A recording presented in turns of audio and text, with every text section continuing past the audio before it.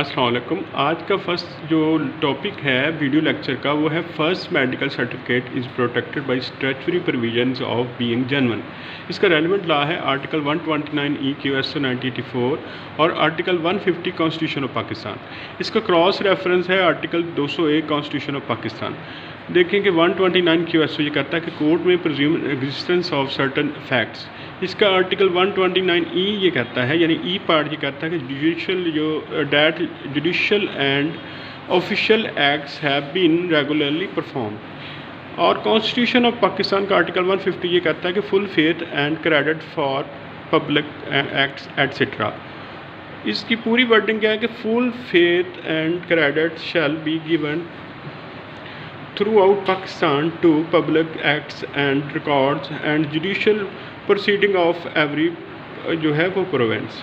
तो ये जो आर्टिकल 129 ई ये कहता है, इसमें बे का लफ्ज़ है। जब आर्टिकल 129 में हमने पढ़ा है ना, उसमें मे यानी ये डिस्क्रिशन पावर ऑफ कोर्ट है कि वो कहता है कि judicial and official acts have been regularly performed, के जुडिशियल जो अदालतों का काम और ऑफिशियल एक्ट यानी सरकारी पब्लिक ऑफिसर्स या सरकारी ऑफिशल्स का जो काम है ना वो रेगुलरली परफॉर्म हो रहा है। कॉन्स्टिट्यूशन ऑफ पाकिस्तान का जो आर्टिकल 150 है वो भी यही कहता है कि जी थ्रू आउट पाकिस्तान जो है ना फेथ एंड क्रेडिट यानी एतमाद जो है ना वो अदारों को दिया जाएगा, जुडिशल प्रोसीडिंग को दिया जाएगा।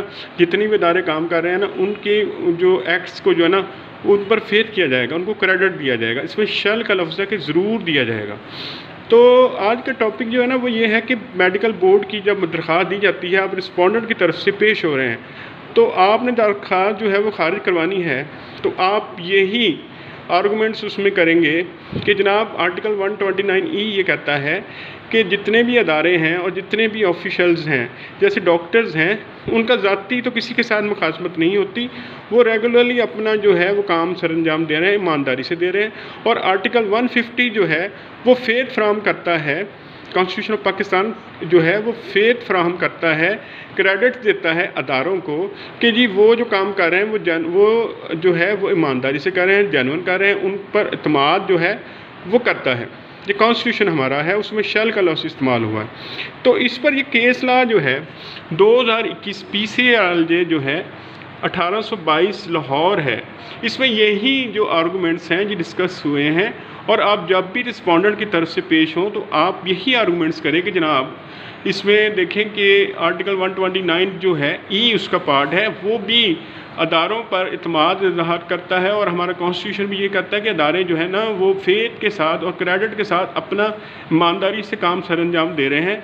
और किसी डॉक्टर को जो है उसने अगर कोई मेडिकल जारी किया है, वो एक कम्पिटेंट डॉक्टर है, उसने अपनी कंसर्न जो है एजुकेशन पूरी की है, तो आप उस पर शक करें या फिर आप उसके काम को जो है चैलेंज कर रहे हैं बिला मकसद, तो इसको जनाब खारिज किया जाए। तो ये आपके आर्गूमेंट्स होंगे। और 2021 PCRJ 1822 लाहौर है, तो ये जो साइटेशन है ये आर्टिकल जो है cross reference 201 constitution of Pakistan ये कहता है कि जजमेंट ऑफ हाई कोर्ट जो है वो बाइंडिंग फोर्स है ऑन सुपीरियर कोर्ट्स। और ये देखें कि ये जो हमारी साइटेशन है ये एक लॉ मैटर पर है, ठीक है, मैटर ऑफ लॉ पर है। और मैटर ऑफ लॉ पर जब भी कोई साइटेशन होगी, जैसे आर्टिकल 189 कॉन्स्टिट्यूशन ऑफ पाकिस्तान है, वो भी कहता है कि judgment of supreme court is binding on lower courts, on high court and as well lower courts, ठीक है। उसके बाद जो है 203 का जो है फेडरल शरीयत कोर्ट 203 GG जो है वो फेडरल शरीयत कोर्ट की जो जजमेंट्स हैं वो हाई कोर्ट और लोअर कोर्ट्स पर बाइंडिंग करती है। ये कॉन्स्टिट्यूशन ऑफ पाकिस्तान का आर्टिकल 189, 201 और 203 जो है उसमें GG है वो उसका सब आर्टिकल्स वो ये कहते हैं कि फेडरल शरीयत कोर्ट का फैसला जो है वो लोअर कोर्ट्स पर जो है वो बाइंडिंग है। तो आज का जो हमारा लेक्चर था वो इस पार्ट पर है कि जब भी आपके पास देखें कि एक वकील के पास दोनों तरफ के जो हैं वो साइटेशंस और आर्गूमेंट होने चाहिए। अगर आप जो है उसमें पेश होते हैं बतौर रिस्पोंडेंट, तो आपके पास जो उसमें अपने क्लाइंट्स की जो डिफेंस में बात होगी ना कि मेडिकल जो है वो चैलेंज किया गया, तो आप कहते हैं कि नहीं जी ये जेन्युइन है और इसमें कोई ऐसी बात नहीं है, क्योंकि आर्टिकल 129 ई और आर्टिकल 150 जो है इसको प्रोटेक्शन देता है। तो आप इसको इस साइटेशन के तहत जो है वो इसको खारिज फरमाएँ। तो मुझे उम्मीद है कि मेरा आज का लेक्चर आपको पसंद आएगा और आप कमेंट सेक्शन में मुझे ज़रूर आगाह करेंगे और मेरे चैनल को सब्सक्राइब करेंगे और ज़्यादा से ज़्यादा इसको शेयर करेंगे। Thank you so much.